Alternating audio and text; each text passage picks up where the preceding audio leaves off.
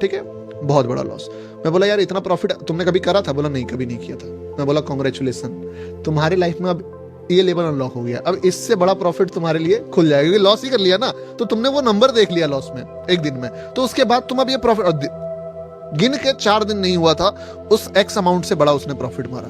ठीक है, रीजन क्योंकि वो लॉस देख के कंफर्टेबल हो गया, वो प्रॉफिट से नहीं टच हुआ वो नंबर, ये ब्रेकआउट है, समझ रहे हो ना, वो लॉस से ही टच किया, बट उसके कारण जो है वो प्रॉफिट। इवन अब ये आपके साथ हुआ होगा, प्रॉफिट वाला हुआ या ना हुआ हो वो मैं मानता हूं, लेकिन लॉस वाला चीज बहुत सारे लोगों के पास हुआ होगा कि नॉर्मल डे में अगर आप 2,000-3,000 रुपए लॉस करते हो, 5,000-10,000 रुपए लॉस करते हो, किसी दिन गलती से आपने 30,000 रुपए लॉस कर दिया, बट आप देखोगे कि उस दिन आप 20,000 का फिर से प्रॉफिट भी बना लेते हो, रिकवर करके 10,000 पे ले आते हो, या मान लो वो पैसा आप रिकवर कर लेते हो, उस दिन आपका क्षमता से आप 5x का परफॉर्म कर लेते हो प्रॉफिट में भी।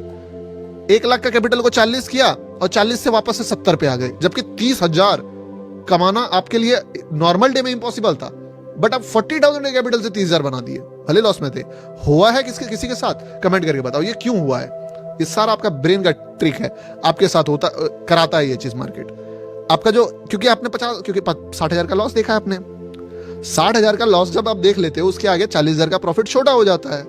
इसीलिए उस दिन जिस दिन आप लॉस करते हो बहुत बड़ा, सारा पैसा आप जो है ऑलमोस्ट कभी रिकवर कर लेते हो, कभी कभी आप उसका 80-70% रिकवर कर लेते हो।